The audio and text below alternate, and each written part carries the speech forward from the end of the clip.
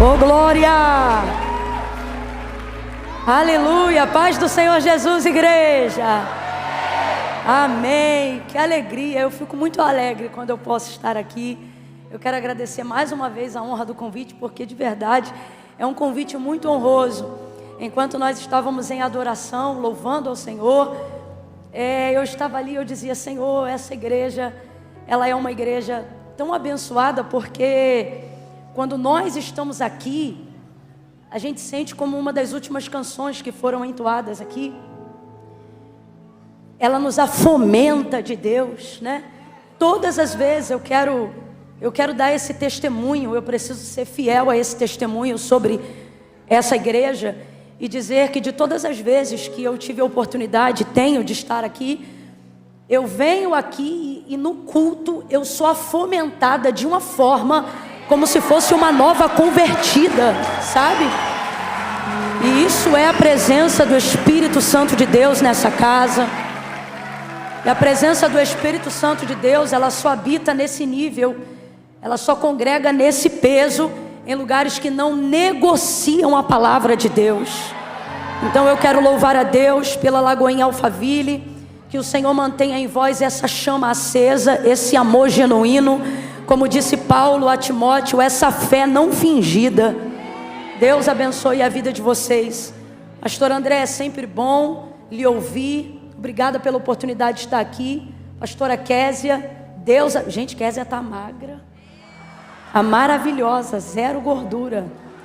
Falei para ela: se tu começar a ganhar massa agora, aquelas saradas vão chorar. Késia, eu amo sua vida, respeito demais a unção que você carrega.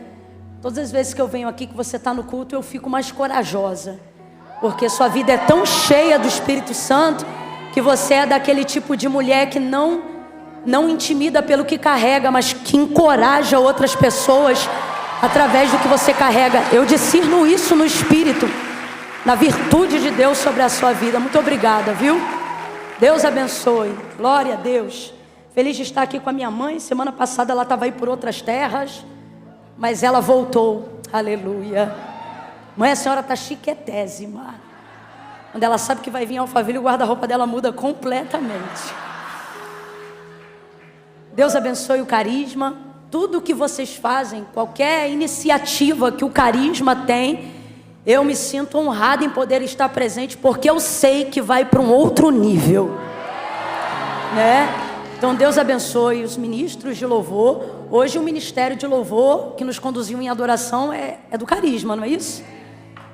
Eu vi que tinha um sal, um negócio assim. Deus abençoe toda essa igreja. Abra comigo a sua Bíblia no livro de Atos dos Apóstolos.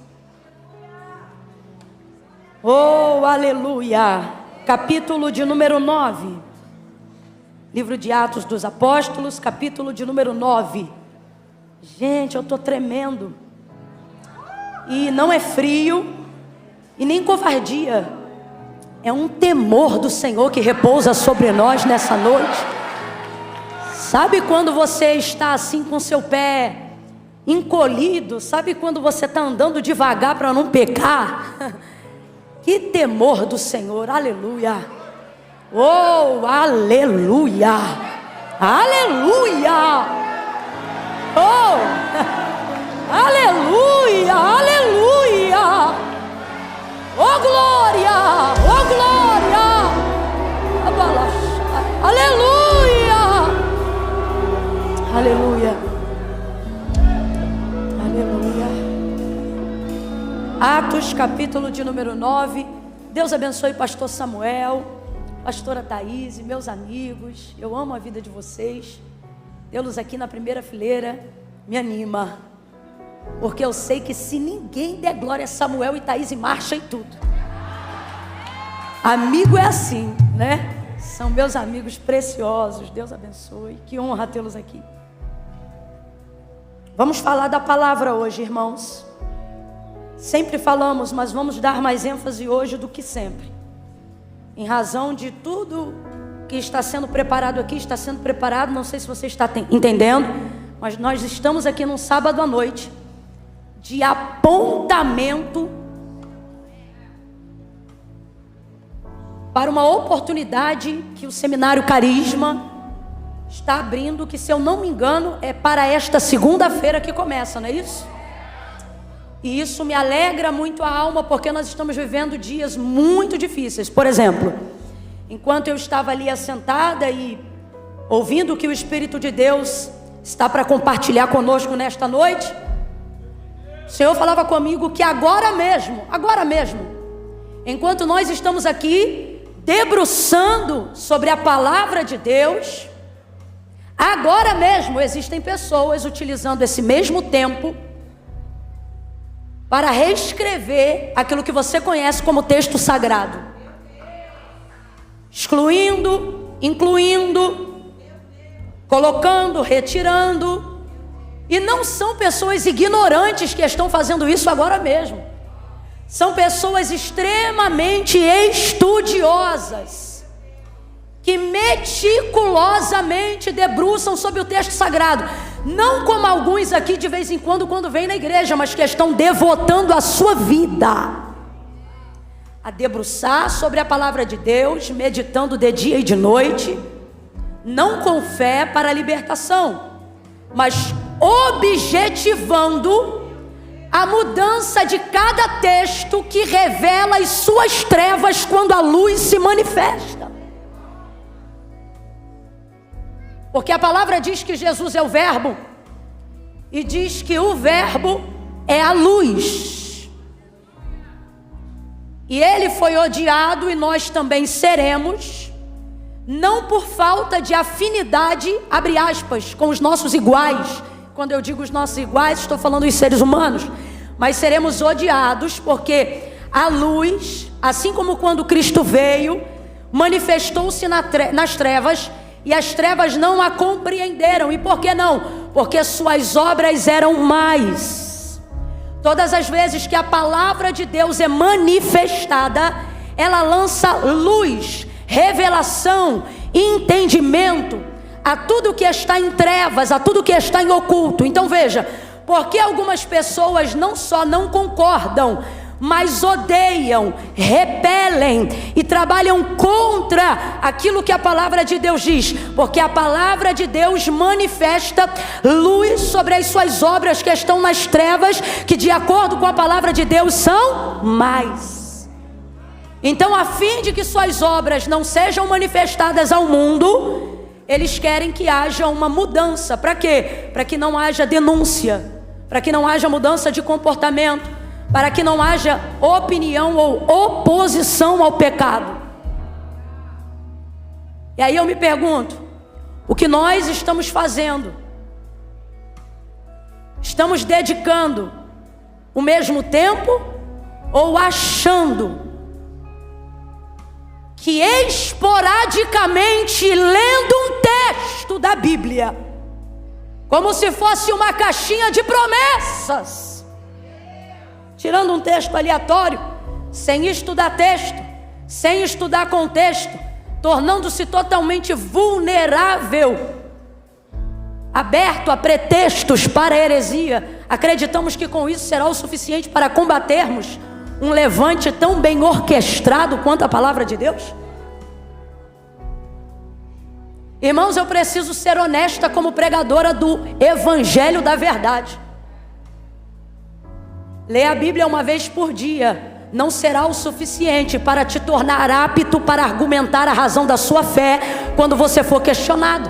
E não sou eu que estou dizendo isso, a palavra que eu estou reproduzindo é apenas a repetição do que disse o apóstolo Paulo quando orientou a igreja de Cristo e os cristãos, dizendo o seguinte: estejam prontos para argumentar. Não é para brigar, não é para discutir, não é para fazer escândalo, mas é para argumentar qual é a razão da vossa fé. Então esta história de que o que cremos não se discute, como se fé fosse uma questão sentimental e não bíblica, não é verdade.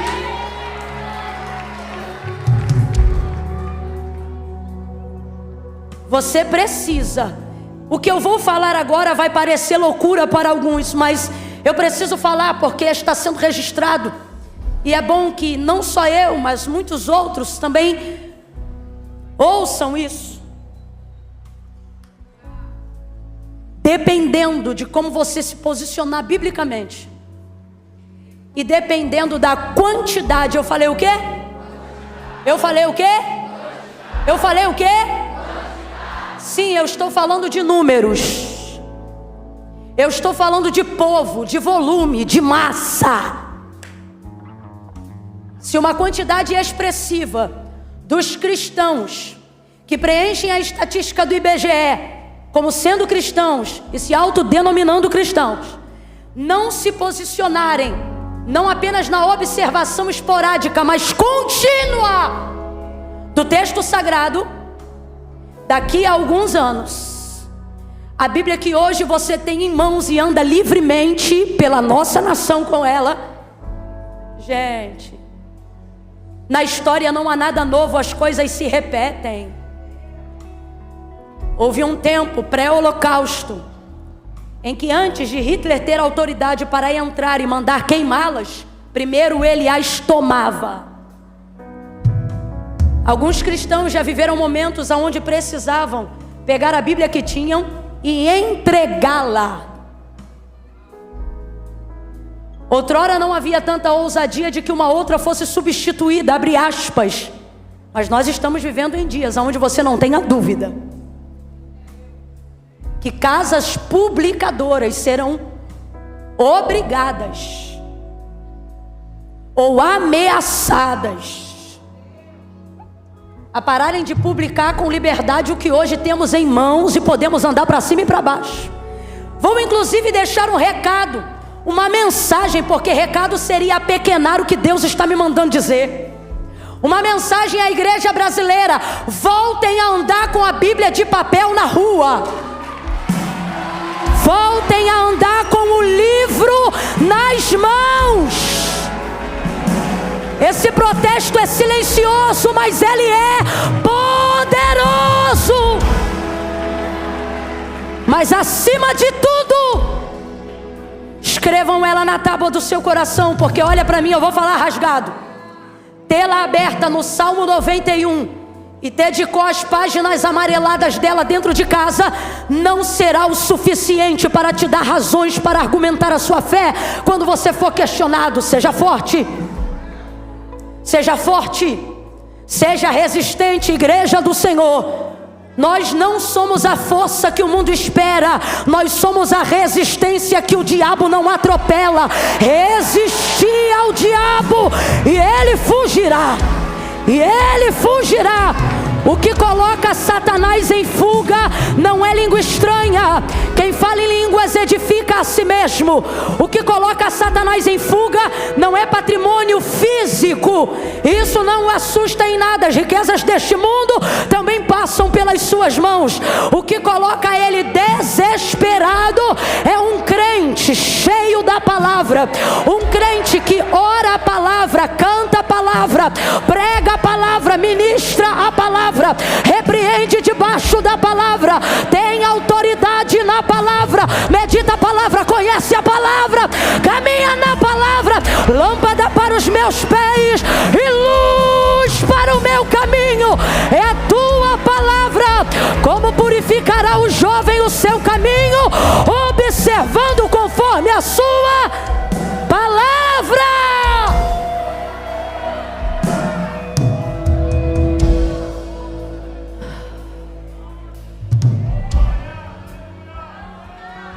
Olha para o seu irmão, que eu não vou comer esse rolo sozinha não. Olha para o seu irmão e diga assim para ele: leia a Bíblia. Diga assim: leia ela toda. Ela é um livro. Diga para ele ou para ela: leia de Gênesis a Apocalipse. Diga aí o que você não entender, estude, leia de novo, e de novo, e de novo. Leia a Bíblia. Leia a Bíblia. Leia com o coração aberto. E que o Senhor abra diante de você a porta da revelação da palavra. Por esses dias. Que você entenda que o manual da nossa vida é o que está escrito nela. Nela estão as palavras que nos conduzem à vida eterna. Jesus foi chamado de Verbo, o Verbo vivo, que se fez carne. O que é verbo? O que é verbo? O que é verbo? Não diga que você conhece Jesus se você não lê a sua palavra. E para você que não gosta desse tipo de palavra, eu preciso dizer isso porque eu vi que esses dias um amigo evangelista fez uma postagem tranquila, nada demais. Ele disse para que aqueles que ministram a palavra, que façam com cuidado e estudem, para que não venham compartilhar erros, multiplicando assim ignorâncias. O que há de errado nessa expressão? Nada, mas porque ela é associativa ao que Deus diz. Rapidamente houve um levante nos comentários dizendo assim: eu acho que o mais importante é orar. Se o crente estiver cheio de unção, nada disso importa. E coisas desse tipo que só manifestam a ignorância de quem não lê e de quem não sabe o poder que há nelas. Inclusive, as orações destes que acham que oram muito não são respondidas. E não é porque esse amigo postou isto, ou porque eu estou dizendo, mas é porque ela mesma adverte, falando sobre isso e dizendo: pedis, não recebeis. Por que pedir mal? E por que vocês pedem mal? Ele diz: porque vocês não conhecem a Escritura e nem o poder que há nelas. Então nós estamos vivendo em dias de muita ignorância. Oséias 4:6, eu vou ler Atos 9. Oséias 4:6, o que está escrito lá? Meu povo está destruído, porque lhes faltou oração, templo, sacrifício, oferta, ovelha, culto. Meu povo está sendo destruído, porque lhes faltou conhecimento. Faltou conhecimento. Se você não buscar o conhecimento de Deus, não importa quantas horas de oração você dedique, se você orar fora da palavra, não haverá resposta. E aquele que se aproxima de Deus não pode pedir como se não esperasse alguma coisa. Porque diz assim o autor da carta aos Hebreus: é necessário que todo aquele que se aproxima de Deus creia que Ele existe e que Ele é galardoador daqueles que o buscam. Eu vou ler Atos 9, mas é que eu não podia perder a oportunidade. Nós vamos continuar nesse tema de dizer que segunda-feira uma oportunidade se abre de inscrição para você começar. Ah, Camila, mas eu não organizei meu horário. Pois organize depois da matrícula. Coloque a sua inscrição ou o curso como prioridade e encaixe os outros horários depois. Coloque a palavra em primeiro lugar, que é o único lugar que ela deve estar. Faça isso. Não brinca não, irmãos. Não brinca não. Você sabe por quê? Satanás tentava Jesus quando foi conduzido pelo Espírito ao deserto, dizendo assim para ele: porque está escrito. Diga para mim, responda: o diabo conhece a Bíblia, sim ou não? Conhece mais do que eu e você, sim ou não? Ele sabe o que está escrito. E quando ele quer desviar um crente, ele não aparece de chifre e cauda. Ele aparece usando os textos, fazendo sua mente ficar confusa. E somente a mente de quem fica confusa? A mente de quem só viveu decoreba e não estudou. Vou falar rasgado. Isso aqui é uma verdade. Olha o que ele dizia: porque está escrito. Mas olha como Jesus respondia: mas também está escrito. Olha para quem está do teu lado e diga: você tem que ter o também. O que é o também? Eu não sei só o que eles usam para dissuadir a minha fé. Eu sei o que eu posso usar para argumentar contra o engodo do maligno. Está te faltando um também.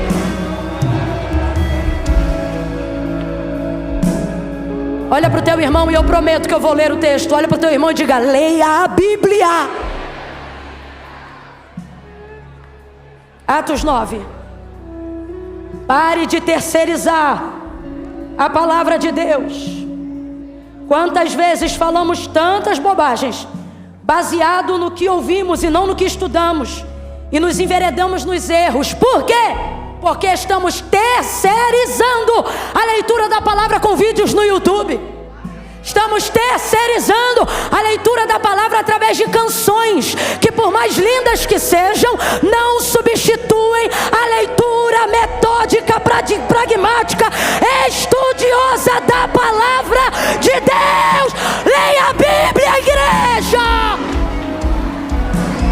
Porque ainda que um dia nos ameacem tentando tirar ela das nossas mãos, tentando impedir com que tenhamos um exemplar dela na nossa casa, se fizermos como Davi, que dizia: de manhã eu medito, à tarde eu observo e à noite eu descanso na tua lei, vai acontecer conosco o que aconteceu com ele. Ainda que alguém tire de nós algum texto sagrado, não vai mudar uma realidade. Qual? Escondi a tua palavra no meu coração para não pecar contra ti, e aquilo que você alcançar da palavra será o suficiente para te sustentar até o arrebatamento da igreja. Será o suficiente para te ensinar a argumentar qual é a razão da vossa fé. Eu estou querendo parar, mas o Espírito de Deus está movendo aqui. E o que Ele está dizendo é: igreja, até quando vocês vão deixar aqueles que mal conhecem a nossa cultura, aqueles que mal conhecem a nossa realidade, aqueles que não sabem nada sobre as Sagradas Escrituras, falarem e intervirem como se conhecessem a Bíblia? São desviados, apostatados, pecadores não arrependidos, que vivem por aí falando: ah, mas está escrito assim, está escrito assim. Eu nunca vi isso ou aquilo na Bíblia. Está na hora da igreja abrir a boca e dizer: nunca viu, porque você só leu o que te convinha, e usar o que disse Jesus quando confrontou Satanás no deserto. Mas também está escrito. Argumenta, igreja, argumenta, igreja, vai para cima com a palavra, igreja. Mas também, oh meu Deus, olha de novo para esse crente, diga para ele: leia a Bíblia.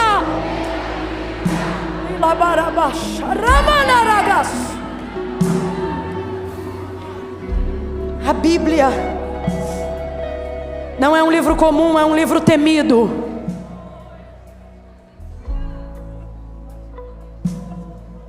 Você tem uma espada cortante nas mãos. Não tente espiritualizar o que você precisa estudar. Eu vou repetir, porque se você não gravar mais nada do que eu falar daqui para frente, isso aqui já vai ser o suficiente. Não tente espiritualizar o que você precisa estudar. Os comentários da rede desse meu colega diziam: tem é que orar, tem é que jejuar, tem é que isso ou que aquilo. Aí eu não aguento, eu tenho que ir lá em Oséias de novo. Eu não aguento. Eu não aguento, porque minhas palavras são falhas, mas a dele não. Ó, Oséias 6, há um convite do profeta dizendo: vinde e tornemos para o Senhor, porque Ele nos despedaçou, mas nos sarará, fez a ferida, mas a ligará. Ele está falando isso aqui. Agora, uma das coisas que me admira no texto é o versículo 6 do capítulo 6, que diz assim: pois misericórdia quero e não sacrifício, e o conhecimento de Deus mais do que os holocaustos. Versículo 3: conheçamos e prossigamos em conhecer ao Senhor. Como a alva será a sua saída, Ele virá a nós como a chuva seródia que rega a terra. Abra comigo a sua boca sem preguiça e diga conhecimento. Diga conhecimento de Deus. É isso. Então não tente espiritualizar o que você tem preguiça de estudar. Estude. E aí, através desses comentários eu vi, porque nenhum deles era de ímpios, todos eles eram de crentes. Eu disse, meu Deus, quanta ignorância. Aí eu me lembro de uma frase de Tozer, aonde perguntaram para ele: o que é mais importante, orar ou ler a Bíblia? E ele respondeu dizendo: é a mesma coisa de perguntar para um pássaro qual asa é mais importante para ele voar, se a direita ou se a esquerda. Compreendeu? Compreendeu? Leia a palavra de Deus. Ela vai tornar suas orações eficazes, seus louvores poderosos, porque tudo está fundamentado nela. Quem entendeu, diga amém. Olha de novo para o teu irmão e diz: leia a Bíblia.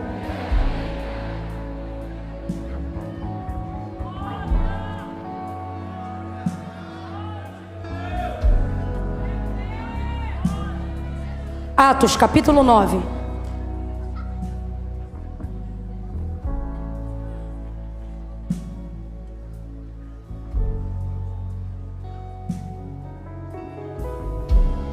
Você nem para me ajudar, dá um glória aí para me tirar desse constrangimento. Isso. É uma mistura de resfriado com alergia, só Jesus. Diz assim o texto, versículo 1. Saulo, respirando ainda ameaças e mortes contra os discípulos do Senhor, dirigiu-se ao sumo sacerdote e pediu-lhe cartas para as sinagogas de Damasco, a fim de que se encontrassem alguns daquela seita, quer homens ou quer mulheres, os conduzissem presos a Jerusalém. Aproximando-se ele de Damasco na sua viagem, subitamente o cercou um resplendor de luz do céu. Aproximando-se ele de Damasco na sua viagem, subitamente o cercou um resplendor de luz do céu. E caindo por terra, ouviu uma voz que lhe dizia: Saulo, Saulo, por que me persegues? Duro será para ti recalcitrar contra os meus aguilhões. Versículo 5. E ele disse: quem és, Senhor? E respondeu o Senhor: eu sou Jesus a quem tu persegues. Agora levanta-te e entra na cidade, e lá te será dito o que te convém fazer. E os homens que iam com ele pararam espantados, ouvindo a voz, mas não vendo ninguém. E Saulo levantou-se da terra e, abrindo os olhos, não via coisa alguma. E guiando-o pela mão, o conduziram para Damasco. E esteve 3 dias sem ver, e não comeu e nem bebeu. Vamos continuar. E havia em Damasco um discípulo chamado Ananias. E disse-lhe o Senhor em uma visão: Ananias! E ele respondeu: eis-me aqui, Senhor. E disse-lhe o Senhor: levanta-te e vai à rua chamada à direita e pergunta em casa de Judas por um homem de Tarso chamado Saulo, pois ele está orando. Era para ter dado um glória a Deus.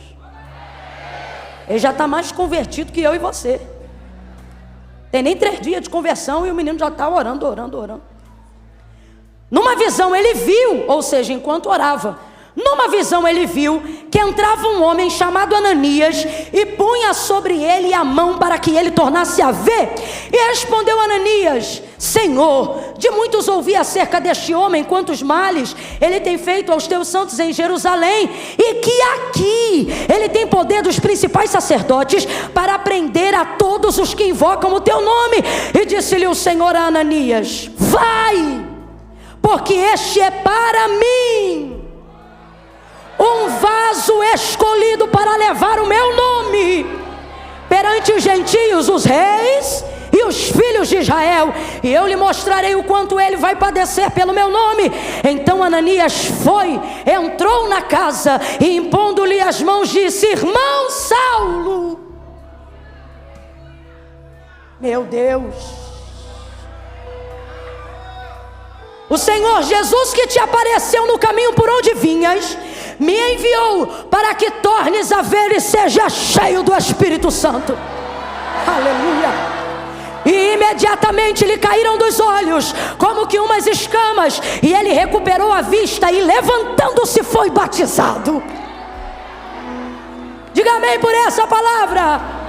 Diga amém. Senta dando glória a Deus aí. Senta aliviado, dizendo aleluia.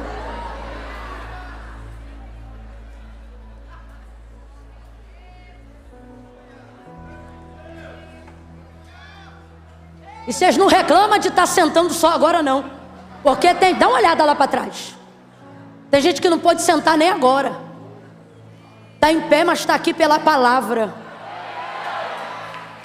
que a palavra a qual vocês honram venha honrar também, que vocês sejam livres de todas as dores, artrose, tudo aquilo que vem contra a sua articulação, seus músculos. Senhor, se quiseres manifestar a tua cura hoje, começa por quem está em pé, Senhor. Começa por quem está em pé, Senhor. Aleluia.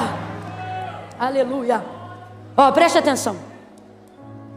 A conversão de Saulo você leu comigo, então eu não preciso usar muito tempo contextualizando, porque você leu a narrativa do contexto toda comigo. E eu dei ênfase na leitura, você percebeu? Para você não ficar assim, não entendo. Não, você entrou na leitura comigo, eu senti, eu percebi. Porque na hora que eu falava de uma coisa boa, você reagia, então você estava dentro do contexto. Isso é bom, porque aí a gente ganha muito tempo agora na aplicação. Então veja, na conversão de Saulo no caminho de Damasco, ele foi cercado subitamente, e o texto diz: um forte resplendor de luz do céu, e daquela luz saiu uma voz: Saulo, Saulo, por que me persegues? Responda para mim, quem era a luz? Quem era a luz? Por que Jesus se manifestou em luz? Essa é uma das perguntas que cabe dentro desse contexto. Porque, por exemplo, quando Deus se manifestou para revelar o chamado de Moisés, Êxodo capítulo 3 na sarça, ele, por exemplo, não se revelou em manifestação de luz, mas num fogo que queimava na sarça, mas não a consumia. Isso também fala sobre uma manifestação de Deus para a revelação de um chamado. Mas no caso de Saulo, você não vê nenhuma manifestação que varia sua forma no sobrenatural. Mas essa manifestação, ela aponta de maneira tremenda tão somente para Cristo como Senhor. E por que a gente tem certeza disso que a gente está falando aqui agora? Porque quando João vai escrever a biografia de Cristo, diferente de todos os outros discípulos, evangelistas, apóstolos, ele vai começar a narrativa da biografia de Cristo de um jeito totalmente diferente de todo mundo. Ele não começa no ventre de Maria, ele não começa falando sobre o anúncio de Gabriel.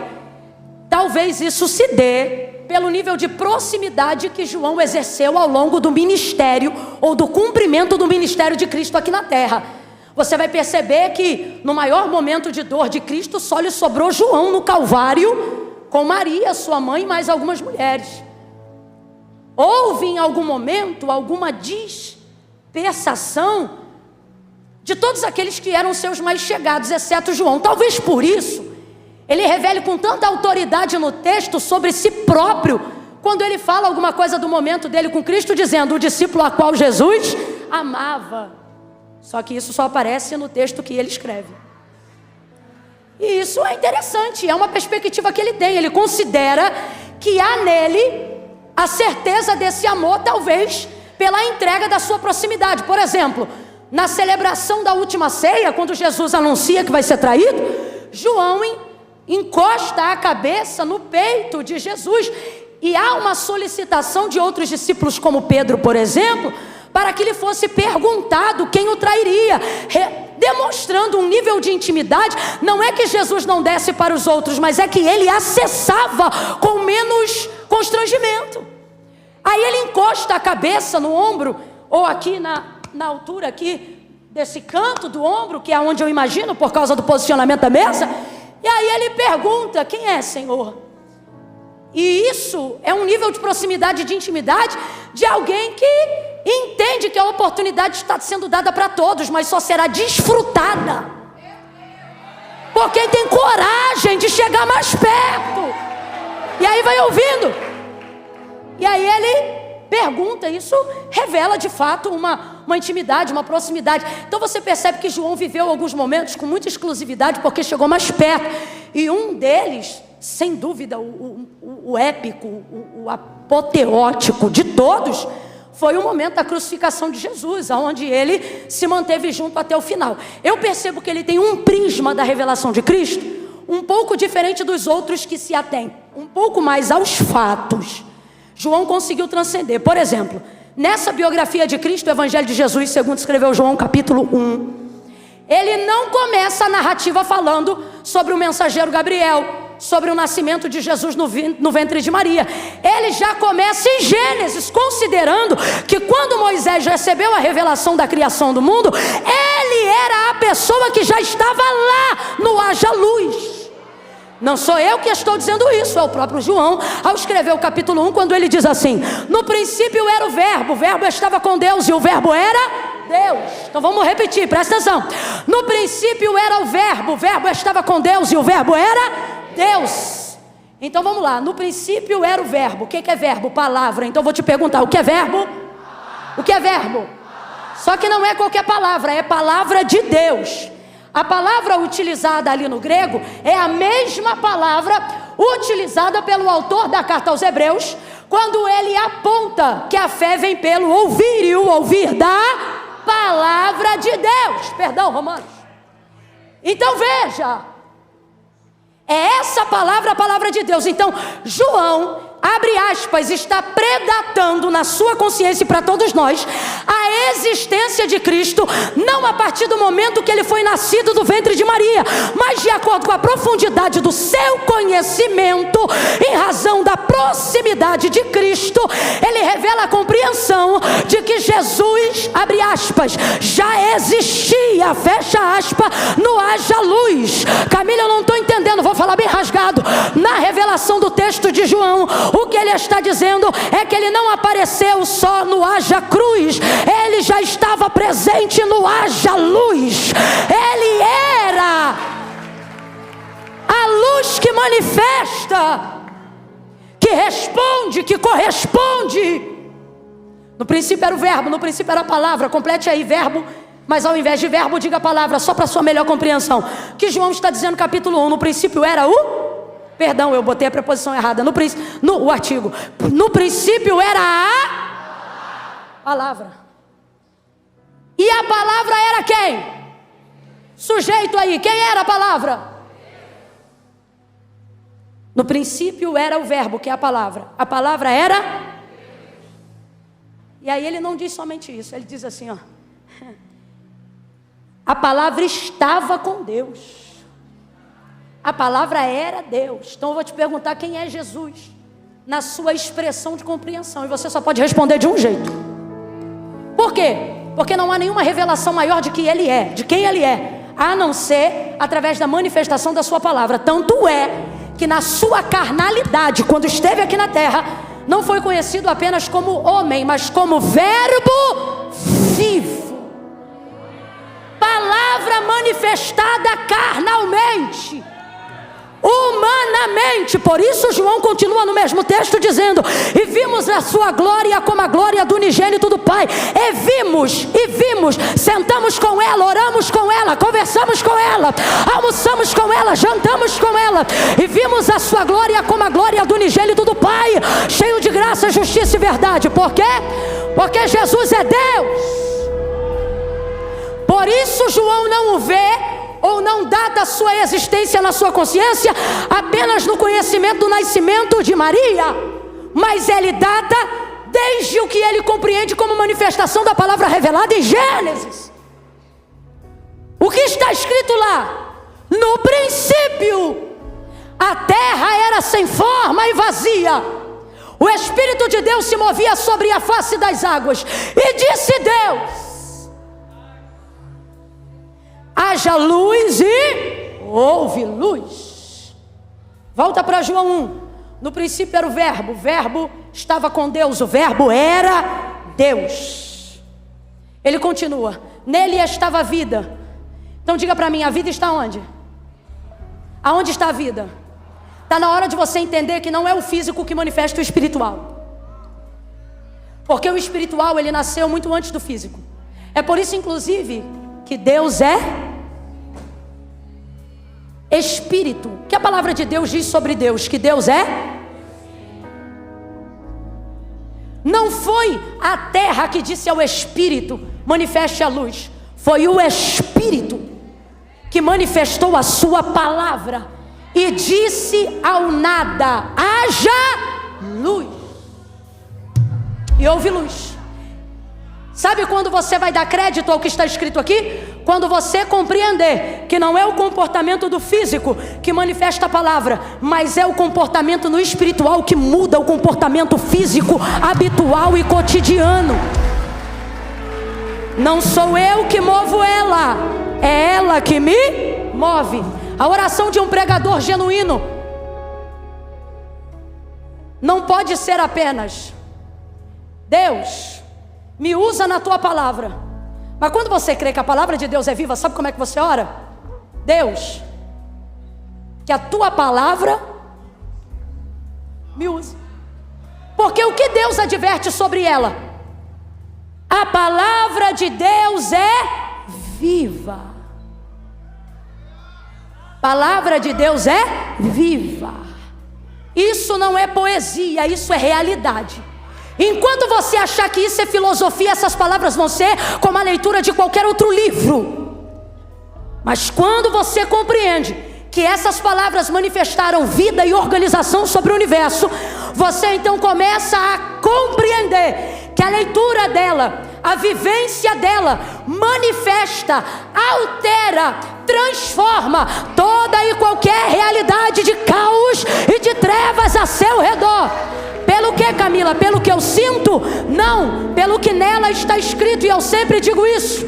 Ezequiel capítulo de número 37, filho do homem, profetiza sobre este vale. Ele não profetizou, porque ele já havia dito: Senhor Deus, sobre este vale, tu sabes. Então o Senhor começou a liberar sobre ele a palavra, dizendo: diga-lhe assim, filho do homem, vento dos quatro cantos sopra sobre este vale. E aí ele repetia: vento dos quatro cantos sopra sobre este vale. E aí Deus dizia: diga, espírito de vida, diga, ossos secos, ouvi a palavra do Senhor. E aí Ezequiel repetia: ossos secos, ouçam a palavra do Senhor. E de repente um vento começou a soprar e ouviu-se um barulho. Eu tenho para mim que sentir alguma coisa ele começou a sentir naquela hora, porque imagine uma visão cheia de osso, crânio, fêmur, caveira para tudo que é lado. Daqui a pouco você não sabe o que é pior, se é o escuro de nada se mexendo, ou se é cada osso procurando um osso e um barulho, e de repente um monte de esqueleto se levantando ao seu redor. Eu ouso dizer que muito provavelmente o que ele deve ter sentido de início não foi esperança, mas foi medo, porque num vale escuro, o texto diz: e a mão do Senhor me tomou, me levou e me deixou. O cara está sozinho, apenas ouvindo uma voz. E sabe o que é maravilhoso? Não precisa mesmo de mão, não precisa mesmo de presença física. Se tiver a palavra atravessa o medo, a palavra atravessa as impossibilidades, a palavra consola, a palavra sustenta, a palavra levanta, a palavra reage, a palavra comove, a palavra levanta um exército seco e caído. E ele tão somente repetia, e de repente um barulho começou a se ouvir no meio do vale, e era osso se juntando a seu osso. E agora eu vejo um Ezequiel animado. É Deus falando e ele repetindo com ousadia. É Deus falando e ele reproduzindo a voz que manifesta o futuro. É Deus falando e ele dizendo: e porém em vós nervo, e porém em vós carne, e porém em vós tendões, e porém em vós espírito de vida. Espírito de vida, e vocês viverão.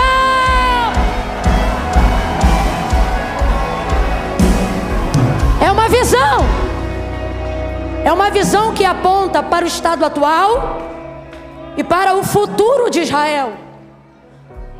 Tudo isso vai acontecer na visão a partir do momento que Ezequiel começa a repetir e a manifestar a palavra de Deus, independente do que ele sente. Por quê?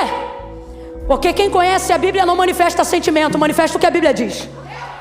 Eu não estou dizendo que você não sente, eu só estou dizendo que você não dá voz aos sentimentos que neutralizam a sua fé. Crente, quando sente medo na hora que está orando, não para de orar, começa a gritar.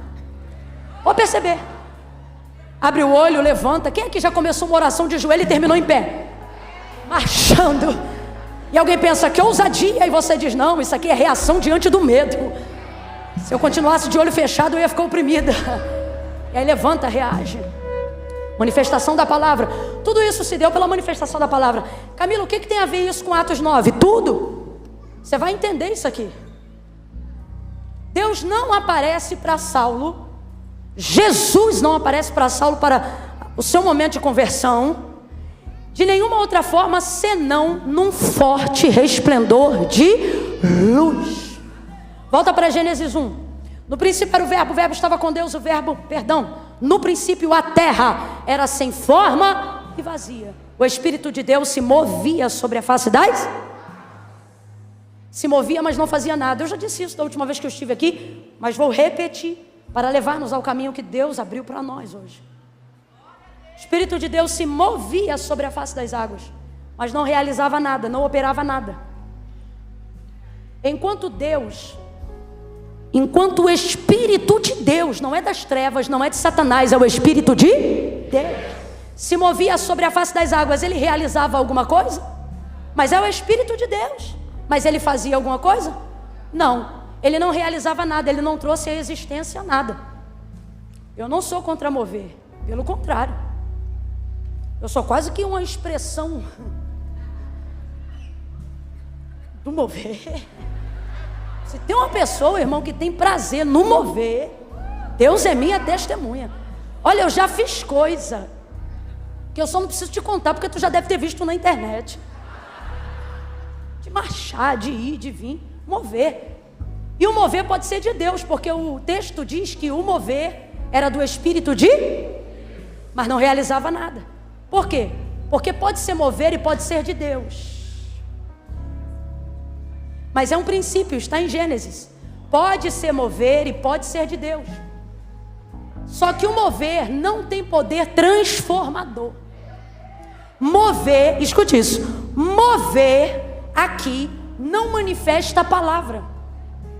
Não manifesta, ó. Deus está movendo sobre o abismo das águas, mas não realiza nada. E é o Espírito de... mas não está fazendo, não realiza, não opera, não dá comando, não transforma. Quando é que começa a reagir? Verso 3. E disse Deus. Agora diga para mim com inteligência, vem para cá. Pode esse Deus, detentor de todo o poder, fazer tudo o que existe e vemos que passou a existir em Gênesis 1? Pode ele num pensamento ter manifestado tudo se quisesse, sim ou não? Ele poderia com uma respiração ter criado tudo? Ou sem que expressasse nada, apenas um pensamento poderia ter feito tudo existir imediatamente de uma vez só? Sim ou não? Mas ele operou assim? Porque essa é uma das características do Deus que nós servimos. O meio pelo qual ele opera é também o meio pelo qual ele se move. Não, você vai entender isso aqui. O teu Deus, ele não te ensina a fazer o que ele não faz.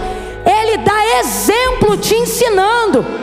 O que ele está querendo dizer para mim e para você, e nós sabemos disso, é que de fato ele poderia ter feito existir tudo que existe e tudo que há com a força de um pensamento ou sem força nenhuma. Só que o meio pelo qual ele quer que nós nos movamos é o mesmo meio pelo qual ele se move. E como ele se move? Ele só se move quando a sua palavra é manifestada. Ele só reage quando a sua palavra é declarada. Mover é muito bom, língua estranha é muito bom, marcha é muito bom, mas o que transforma é a palavra, o que manifesta a vida é a palavra. Não fique chateado comigo, você não precisa achar que eu estou criticando o mover, é só você organizar a ordem do operar de Deus. Camila, eu não estou entendendo, vai entender. Ele está dizendo, mover não manifesta a palavra, mas a palavra faz o mover transformador na hora que ela é manifestada. Levante a mão direita o mais alto que você puder. Eu estou sentindo tanta autoridade na palavra. Bota a esquerda na mesma altura, levanta as mãos. Eu vou contar de 1 a 3. No 3 você vai impor as mãos sobre alguém e vai dizer para esta pessoa: o que você espera está na palavra. É 1, é 2, é 3. Diga: o que você espera está na palavra. Manifesta a palavra, manifesta a palavra. Pregue a palavra, cante a palavra, ore a palavra, louve a palavra, celebre a palavra. E vai haver ruído no vale, vai haver barulho no vale, vai haver luz no meio das trevas, vai haver conversão. É palavra.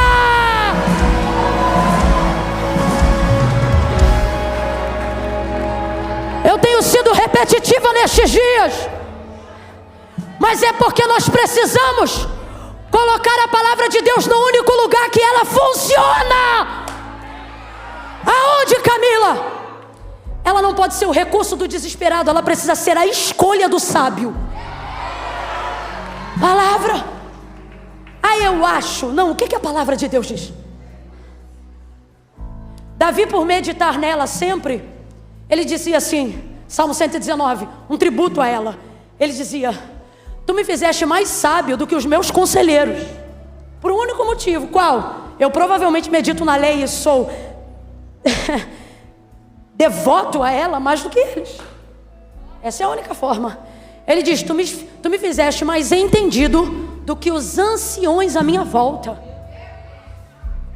Mas vai olhar a conduta dele. Só salmodiava a palavra, louvava a palavra, orava a palavra. Veja os homens que tiveram resposta da sua oração. Eles não diziam: Deus eu quero, Deus eu penso, Deus eu acho, Deus tu podias. Eles oravam dizendo, pode olhar, eles oravam dizendo assim: porque tu disseste.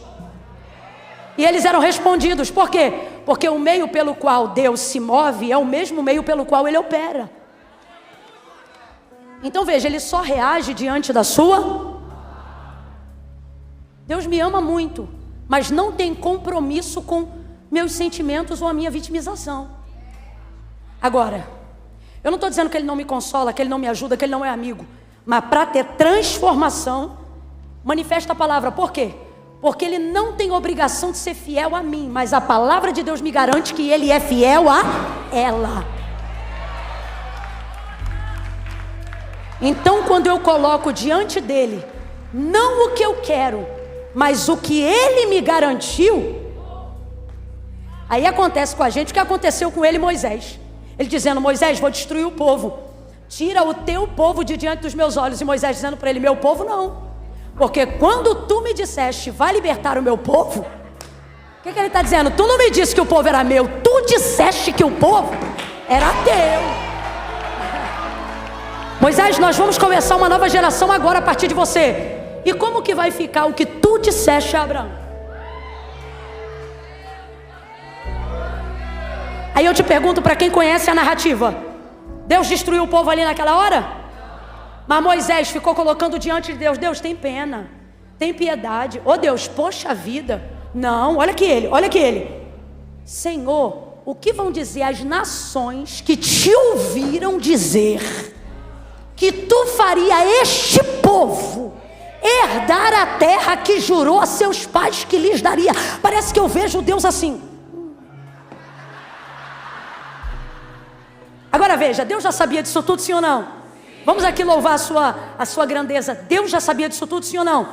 Deus na verdade está provando a liderança de Moisés, não porque ele se esqueceu, mas porque um bom líder precisa se lembrar do que Deus. E foi assim que a presença de Deus caminhou com Moisés até a entrada, ou até o dia de sua morte. Manifesta a palavra. Quando você manifesta a palavra, você acumula energia.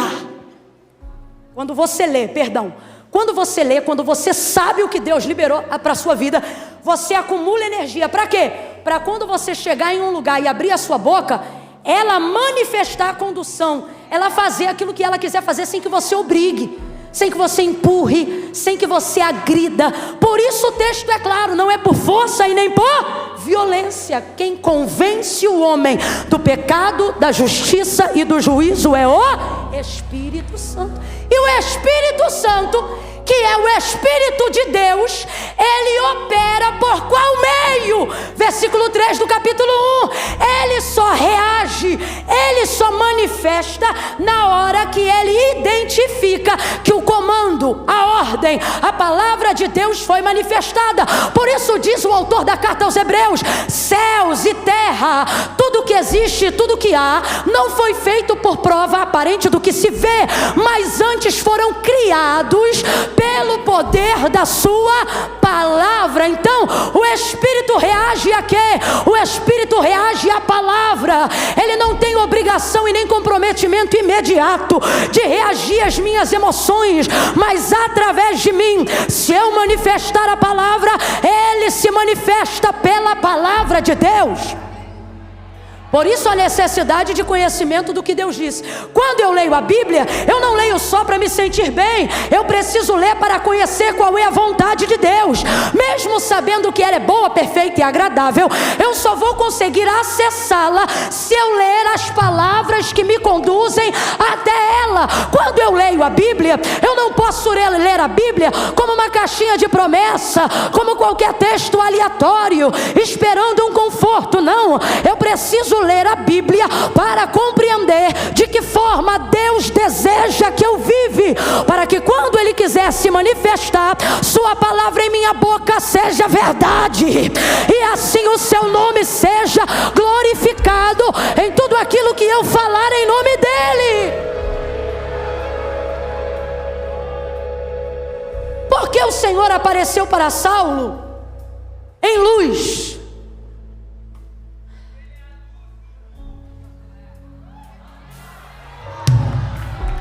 E por que tomou a forma de luz para falar com Saulo? Porque Saulo vivia nas maiores trevas que um homem pode viver. Os rituais de malignidade, Camila? Não. As maiores trevas que um homem pode viver é na ignorância, é na falta de conhecimento. Preste atenção, olhe para mim. Qual é a prioridade? Bote a cabeça para pensar. Qual é a prioridade de Satanás no mundo? Camila, eu tenho para mim que uma das principais áreas que ele entra é no adultério, para destruir casamentos e famílias. Cocaína, para viciar pessoas nas drogas e levarem elas à consumação de suas próprias vidas. Vícios, bebedeiras, pornografia e tantos outros pecados da carne. Presta atenção. Todos esses pecados, para que sejam consumados, dependem de parceria. Por exemplo, Judas saiu possesso da celebração da última ceia. Eu disse que ele saiu possesso, mas você não vê ele uivando, você não vê ele com nenhum comportamento de manifestação demoníaca física, mas saiu possesso. Mas antes de tomar a decisão fatídica de entregar Jesus, quando Jesus lhe deu a oportunidade dizendo: olha, aquele que mete a mão no prato comigo é o traidor, é o que há de me trair. Aí ele sabe que é ele. Aí ele olha para Jesus, Jesus olha para ele e diz: o que tens a fazer, faz-o depressa. Como quem diz, a oportunidade de se arrepender está aqui agora. Mas ele não quis. O texto diz que ouvindo isso, ele se levantou da mesa e saiu. E saiu para quê? Para consumar o que já tinha desejado. Mas olha a parceria entrando aqui, olha a parceria. Possessão não entra do dia para a noite, tem que ter parceria. Olha a parceria. Você lê o texto antes da ceia, ele vai cear. E o texto diz assim: tendo o diabo posto no coração de Judas trair Jesus. Então veja, tendo o diabo posto. O que o diabo fez? Sugestão. Quando ele levanta e vai cumprir, consumação. Aí olha o que o texto diz. Antes, tendo o diabo posto no coração de Judas trair Jesus. Aí passa a ceia, ele ceia, levanta e vai trair. Quando ele levanta, que ele sai da mesa, aí o texto diz assim: tendo então Satanás entrado. Olha como é que muda, pode olhar o texto em casa. Antes da ceia, sugestão. Depois da ceia, possessão. Pode olhar o texto em casa. Responda para mim, teve que ter parceria para ter possessão, sim ou não? Sim ou não? Porque ele não recusou a sugestão, deu legalidade para a possessão. Você me sugere e eu realizo. Que é isso? Parceria. Você faz sua parte, eu faço a minha. Então veja, todas essas obras, Satanás conta com a atividade de alguém. Mas tem uma que ele trabalha prioritariamente para que não dependa nem da atitude dessas pessoas. Ele quer privá-las do conhecimento de Deus. Porque a única maneira de uma pessoa não desejar Deus é se tornando ignorante acerca de quem Ele é. Porque Deus é bom. Completa aí para mim. Deus é? Vem, Deus é?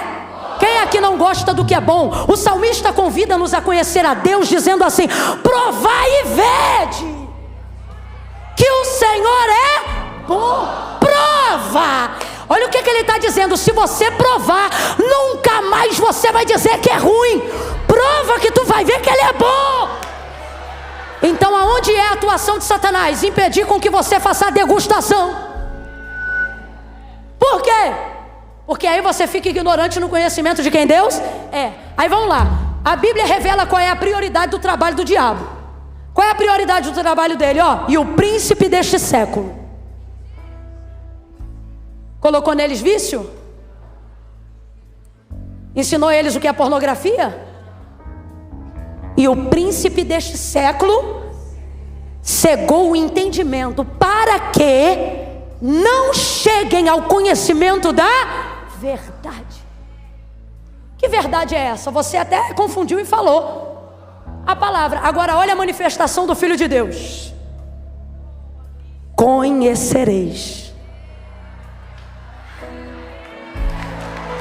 Conhecereis a verdade, e a verdade vos liberta. Aí você pensa assim: a verdade vai me libertar do vício, a verdade vai me libertar dos encantamentos, a verdade vai me libertar das drogas, a verdade vai me libertar da pornografia. Sim, também. Mas a prioridade é o seguinte: a verdade vai libertar a tua mente. E depois que você libertar a tua mente, irmão, é você mesmo que arranca a droga, vai arrancando isso, vai arrancando aquilo pela renovação do vosso entendimento. Você começa a dizer: isso aqui não é para mim, Deus me ajuda, isso aqui não me pertence, tira do meu caminho. Você está entendendo? Uma ação que é chegar ao conhecimento de quem Deus é, transforma toda uma vida para sempre. Então aonde Satanás atua? Na ignorância. Vou fechar o entendimento, não vou deixar ele saber qual é a verdade. A verdade aqui é a manifestação viva da palavra. É por isso que você vê um monte de gente apontando igreja, condenando o pastor, falando mal de crente. Por quê? Porque nunca provou. Mas eu já fui crente. Foi crente, mas não provou. Quem é que já provou e hoje pode até não estar mais em condições de provar, mas tu precisa ver o respeito com que trata a obra de Deus? Por quê? Porque provou. Ele está do lado de alguém que diz: é tudo sem vergonha, ninguém presta. Ele diz: meu irmão, tem gente que presta. Tem igreja. Ele já provou. Não pode ficar mais enganado depois que você chega. Albert Einstein colocou esse comportamento no campo da física, dizendo que a mente que chega ao conhecimento de algo que não sabia, ela é dilatada, e uma vez dilatada, torna-se impossível que ela retorne ao padrão anterior.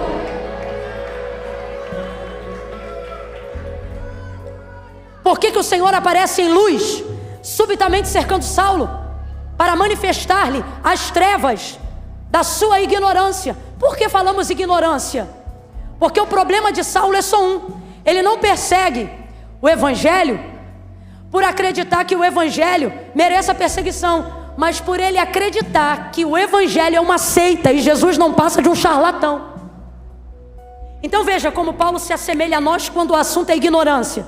Ele não faz o que é errado porque quer errar, mas ele faz o que é errado porque acredita piamente que está fazendo a coisa. É o maior nível de arrogância que nos leva a pecar.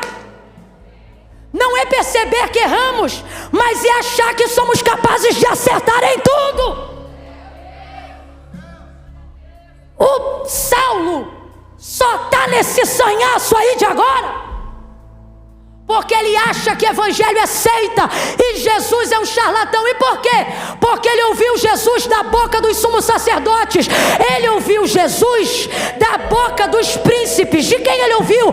Ele ouviu Jesus de Roma, ele ouviu Jesus de quem falava mal. Ele nunca provou.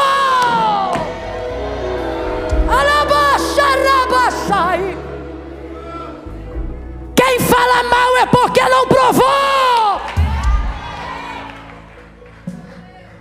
E ele segue a cartilha. Ah, é isso. Minha avó, se estivesse viva, dizia: é gente que se emprenha pelo ouvido, gera uma opinião e um comportamento de alguém por causa do que ouviu. Mas olha que interessante, tudo que ele ouviu fez com que Jesus o encontrasse, provavelmente para atender o clamor da igreja, porque a igreja que anda com Cristo não dá para imaginar. Olha aqui para mim, deixa eles ouvirem isso no seco, só isso aqui no seco. A igreja que anda com Jesus, a igreja primitiva, aquela igreja que cai na graça, aquela igreja cheia do Espírito Santo, aquela igreja cuja sombra de Pedro, essa igreja andou com Jesus. Eu estou falando de líderes que foram mentorados 3 anos e meio diretamente pela pessoa de Cristo. E o que Cristo disse num dos seus últimos e mais severos sermões: se vocês só amarem o que vos amam, que diferença vocês têm dos dos publicanos? Nenhuma. Vocês vão ser cidadãos como qualquer outro. Que tipo de cidadão? Recíproco. Te bateu, bate também. Te xingou, xinga também. Te agrediu, agride também. Aí ele diz: mas eu vos digo. O que ele está dizendo? Não importa como o mundo viva. Eu não chamei vocês para reciprocidade, eu chamei vocês para cristianismo. Aí veja, ele diz assim: portanto eu vos digo. Esse portanto significa: não importa como o mundo haja, eu vos digo, amai os que vos odeiam, orai pelos que vos perseguem. Paulo era quem? Ele era conhecido como um grande o quê? A igreja sabe que ele é um dos maiores perseguidores. Essa igreja está reunindo-se em oração para dizer: mata ele? Você consegue imaginar a igreja primitiva dizendo: Deus, tu não está vendo o que a gente está passando? Rebenta com ele e mostra que tu é Deus, porque é assim que a igreja atual quer orar. Olha a oração, olha o ensino. Se vocês fizerem assim, vocês são iguais. Mas eu vos digo: orai pelos que vos perseguem, amai os que vos. Imagina a igreja vivendo a maior perseguição, reunindo para orar. Eu não consigo ver essa igreja dizendo: mata ele. Eu não consigo ver um Pedro que negou Jesus 3 vezes, orando para dizer: mata os perseguidores. Não, eu acho que ele olha para ele, porque quem tem consciência da sua redenção, quem sabe de onde Deus te tirou, sabe que Deus tira qualquer um da onde estiver. Se você não crê que Jesus salva o mais vil pecador, é porque você ainda não teve uma noção plena de onde foi que Deus te tirou. Ele disse: eu não consigo imaginar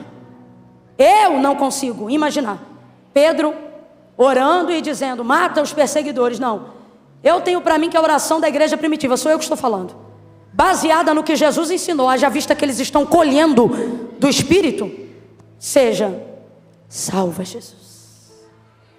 E sabe por que eu sinto isso? Porque o nome mais conhecido de Saulo não era Saulo, mas era sua variação para o romano, que era o quê? Paulo.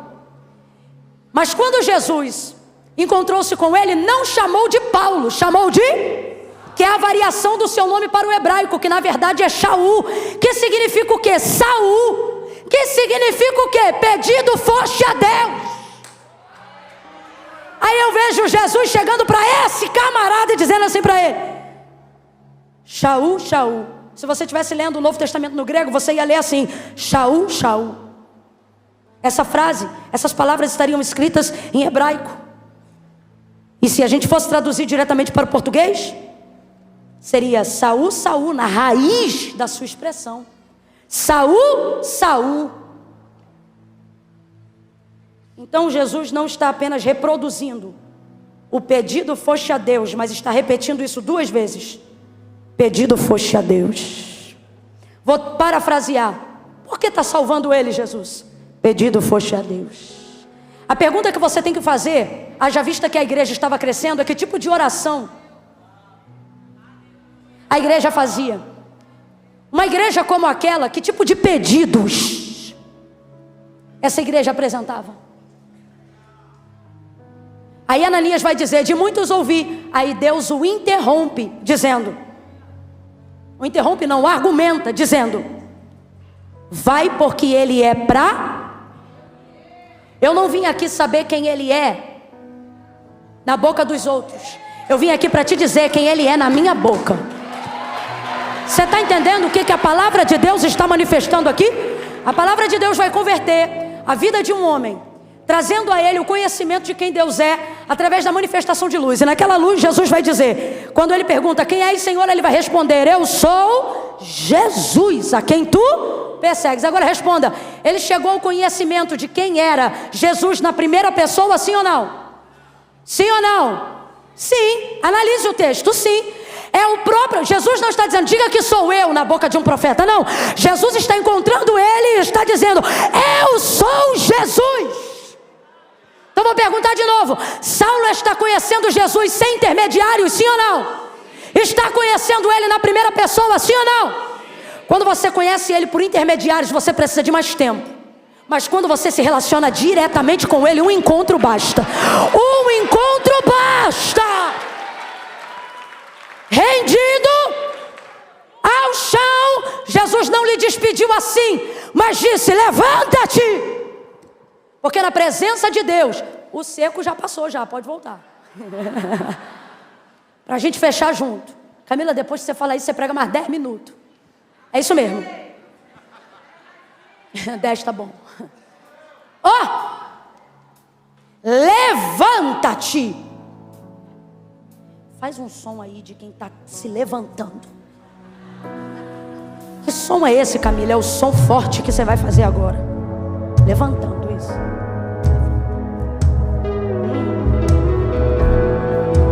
Olha para o teu irmão e diga assim: você pode até iniciar no chão, caído, humilhado, arrependido, mas jamais, olha para ele e diga: jamais você vai ser despedido no chão, caído, humilhado.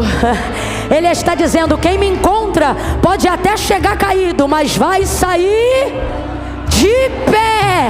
Ele diz para Saulo: levanta-te, levanta-te. Agora que você reconheceu quem eu sou, se ergue. Agora que você sabe quem está te chamando, reaja. Levanta-te, levanta-te, levanta-te. Ergue, entra na rua chamada direita. E ele se levantou, cego. Ei. Ele se levantou como? Era necessário. Por quê?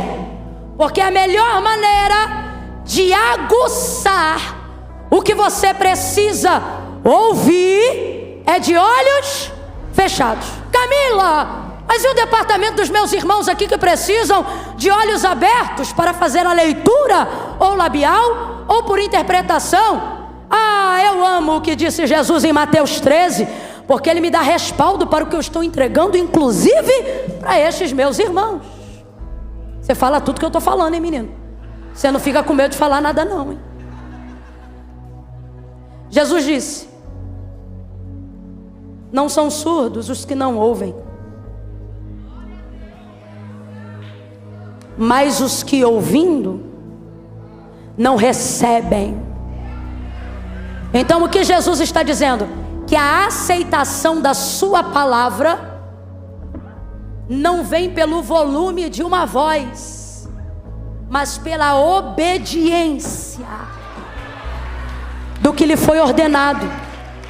Para Deus, não escuta mais quem ouve, mas escuta melhor quem, entendendo, obedece, se submete. Foi o que fez Paulo, submetido completamente ao senhorio de Cristo, rendeu-se. E ele disse: levanta-te e entra em Damasco. Cego, cego sem nada ver, cego, cego sem nada ver, aguçou a sua audição, porque a fé vem pelo e o ouvir. Enquanto ele ora, Deus mostra para ele um homem chamado Ananias. E Ananias está em casa morrendo de medo. E Deus diz assim: Ananias, vai até ele, procura na rua direita, entra em casa de Judas. Um homem chamado Saulo está te esperando. Que Saulo? Aquele que tem carta para prender gente como eu? Pois é. É impressionante. Para cumprir a palavra, Deus dá teu nome até para quem outrora era teu adversário. Olha. Senhor de muitos eu ouvi, vai, porque ele é para mim. Ananias obedece. Quando ele chega na casa onde Saulo estava, olha isso. Poucos momentos antes dessa hora, ele está argumentando com Deus, dizendo: Senhor, ele é um perseguidor, ele tortura, ele prende, ele tem cartas de autorização. Mas depois de ouvir a palavra, ele entra na casa dizendo: irmão, há um pouquinho de senso de humor aqui. Camila, eu não estou entendendo, isso aqui não está no sermão, mas cabe. É Deus trazendo gente hoje aqui. Sabe o que ele está dizendo? Quando você se preocupar somente em obedecer a minha palavra e não em ficar pensando ou emitindo opinião sobre ela, você vai ver gente que te perseguia te dando a paz do Senhor. Você vai se tornar o cumprimento e a manifestação da minha palavra. Gente que falava mal de você, eu vou falar. Gente que te perseguia, você vai passar por essa pessoa. E o Senhor está dizendo: você vai tomar um susto. Por estes dias ela vai dizer: irmão, como é que você está? Irmão Saulo, parece que eu vejo Ananias todo cabreiro. Irmão, o Senhor que apareceu para ti no caminho de Damasco, ele me enviou para que eu ore por você. Isso aqui é como se ele estivesse dizendo: posso orar? Impôs as mãos sobre ele, e enquanto orava, umas escamas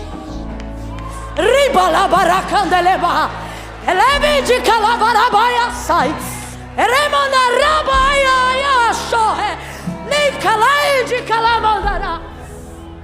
Ananias vai orar debaixo de uma palavra. Vem comigo que nós vamos fazer essa oração agora.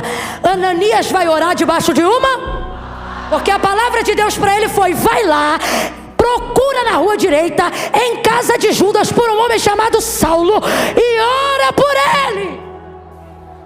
Ele não está indo orar o que ele quer, ele está indo lá orar o que Deus mandou.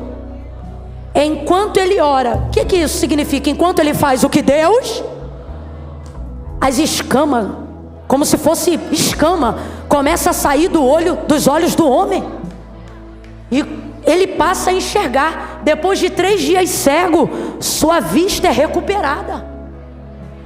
Tudo isso porque Ananias não parou para ouvir, o que as vozes que diziam sobre Saulo pensavam sobre ele, mas ele parou para obedecer o que a voz de Deus falou sobre Saulo. Camila, eu não entendi. Quando a palavra de Deus se manifestar para te usar, ela não vem para pedir tua opinião, ela vem para exigir tua obediência. Quer ser usado por Deus? Não conteste o que Ele fala, obedeça.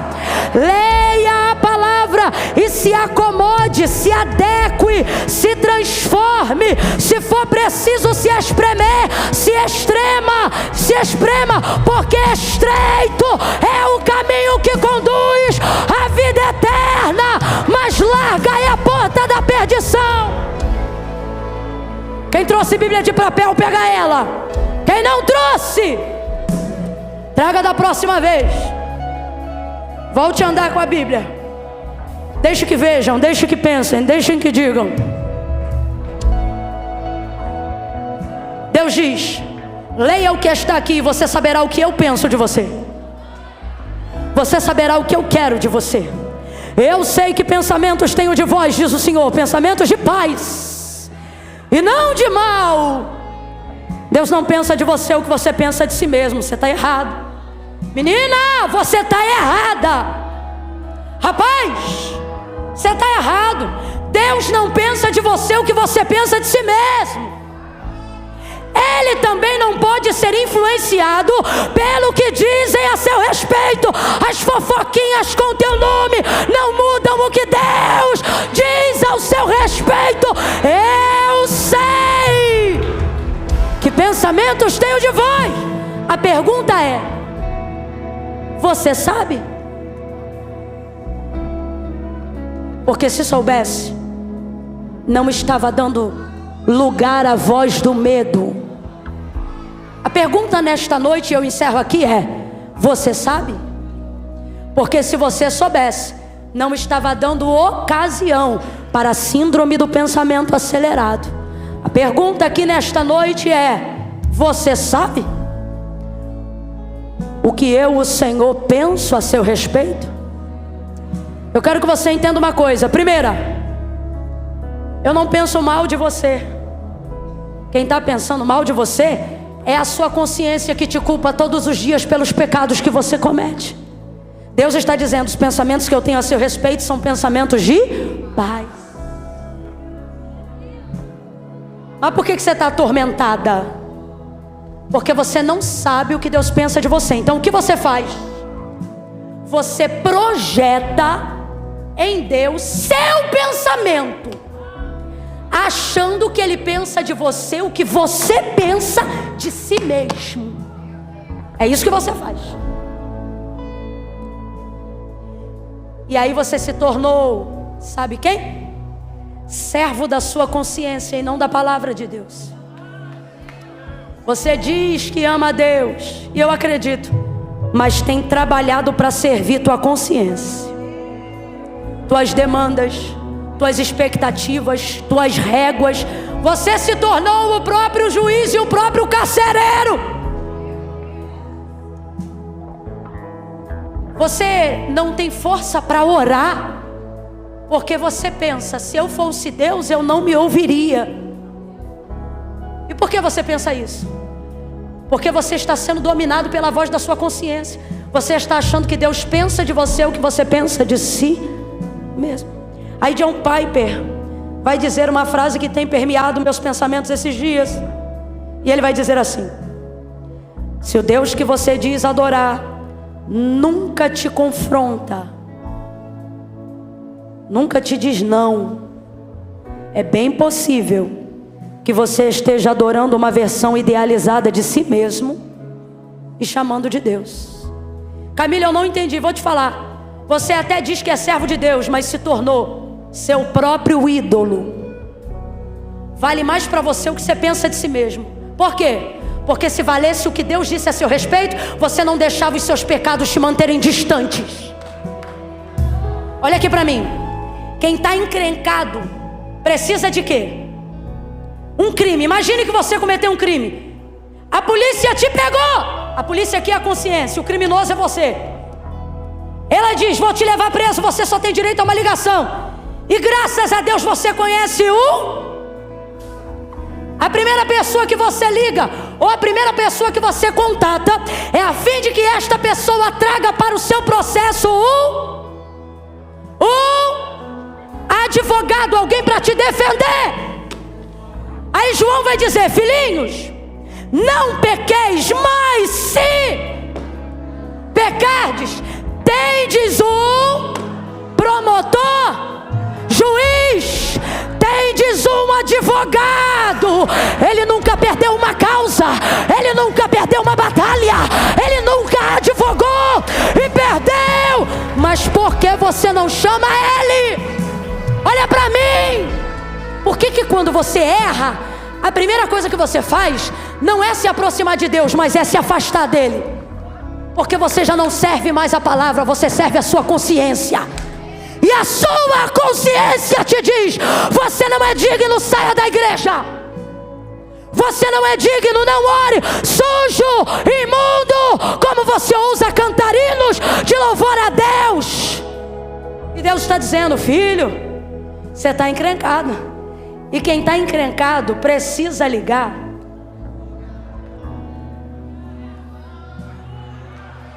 Camila, se a relação é óbvia, por que ela não é executada assim? Porque você diz que ama a Deus, mas tem servido sua própria consciência. E está chamando isso de Deus. Está dizendo: é o que Deus pensa de mim. Porque você está refletindo o que você pensa sobre si no que Deus pensa a seu respeito. E Deus me trouxe aqui essa noite para dizer: para. Teus pensamentos não me influenciam, mas os meus definem quem você é. Então pare de fugir. E pare de dar ouvidos hoje a vozes que não reproduzem o que Deus pensa a seu respeito. Olha para mim: Camila, mas eu não me sinto assim. Isso não é sobre como você se sente. Isso é sobre o que a palavra de Deus liberou ao seu respeito. O que é crer nela? É sentir uma coisa boa? Não. É se submeter a ela a tal ponto que mesmo quando eu não estou sentindo, eu estou obedecendo. E é enquanto você obedece que ele muda sentimento, que ele transforma pensamento e que ele renova o seu entendimento. Tire como chama isso? Isso aí. Os corredores vão ser liberados agora. Vou contar de 1 a 3. No 3, a gente sabe cantar uma canção cujo refrão, eu acho maravilhoso o jeito que Deus opera. Sempre que a gente vem aqui, a gente termina num Pentecoste, né? Mas olha, a gente não vai terminar hoje com mover, mas com uma palavra que vai transformar. É por isso que eu vou pedir para eles, se eles sabem cantar uma canção, que o refrão dela, eu não sei nem se é o refrão. Ai meu Deus, eu sei que tem uma parte dela que diz assim: aquieta minha alma, faz meu coração ouvir tua voz, me chama para perto. Sabe, a gente sabe essa música? A gente, você sabe que são vocês, né? Como é que é o refrão dessa música? Alguém lembra? Ah, é isso mesmo?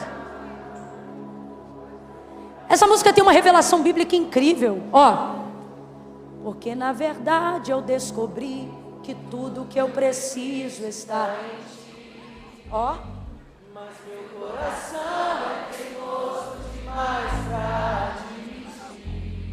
Por quê? Por causa da consciência. Sei que depender é como viver perigosamente, mas eu preciso acreditar e confiar no que eu penso de mim, no que você diz. Isso é fácil? Não é não.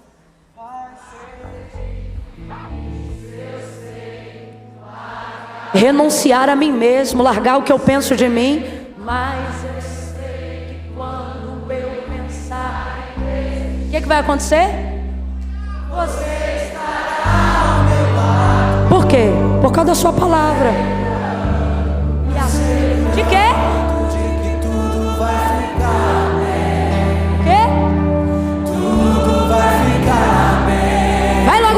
se eu cair.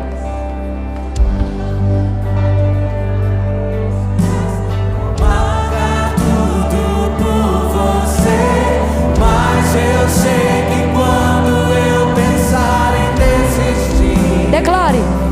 você estará ao meu lado, me segurando, me assegurando de que tudo vai Eu creio nas tuas palavras. Vai para aquela parte, se eu cair. E se eu cair, Quer? a sua mão me levantará. Vai! E se eu chorar, toda lágrima você enxugará. E se eu cair? E se eu cair, O quê? a tua mão me levantará.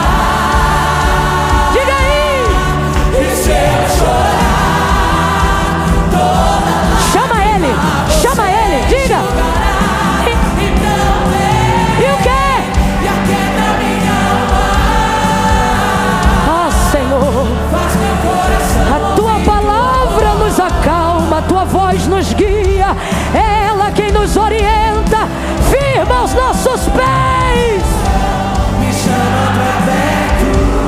cumpre a tua palavra. Assim eu não me sinto só. Aquieta, aquieta, aquieta. Oh, E aquieta minha alma. Faz meu coração sai desespero, saia mensagens de desgraça, bondade e misericórdia me seguirão todos os dias da minha vida e habitarei na casa do Senhor por longos dias. Cumpre a tua palavra, glorifica o teu nome. Segura, segura, segura. Troca de novo, troca de novo. Cadê o que eu tava?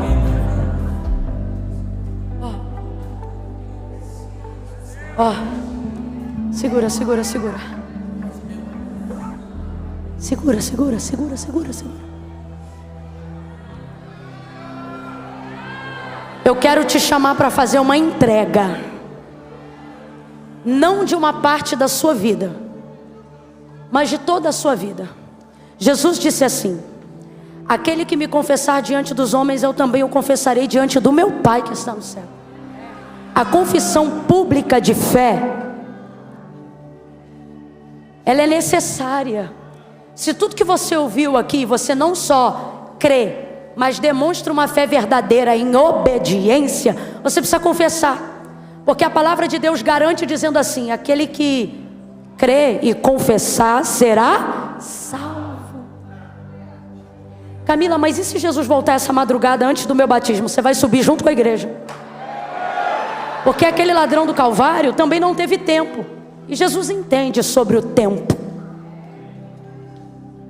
Camila, mas como é que eu faço? Eu tenho um monte de coisa para resolver na minha vida. Eu também tenho na minha. Mas foi o próprio Jesus que disse: ora, sem mim? Camila, então como é que eu faço? Eu tenho uma situação para resolver. Vem você e teu rolo. Vem você e teu problema. Porque ele não disse para ninguém: se arruma e vem. Ele disse: vinde a mim, todos vós que estáis. Porque como você está não determina quem você é, só o que você está fazendo. Mas depois que você alcançar entendimento, você para de fazer o que não deve. Entrega o teu caminho ao Senhor. Confie em você. Confie na sua força de vontade, é isso? Confie nele. No 3, Deus está falando comigo que tem gente que o coração está cheio de medo. Medo de quê, Camila? Camila, eu estou com medo de ir aí no altar fazer uma aliança com Deus ou reconciliar e não conseguir me firmar. Só que o Senhor está dizendo: é por isso que eu não estou te chamando para confiar em você, estou te chamando para confiar em mim, no meu nome, diz o Senhor. E Camila, como é que eu comprovo que eu creio que Ele é poderoso de verdade? Vai ter que tirar o pé do chão e vir no altar.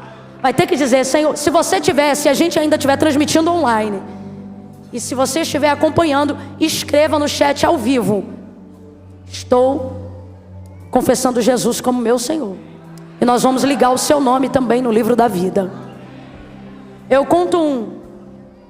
Cesse a voz da desgraça.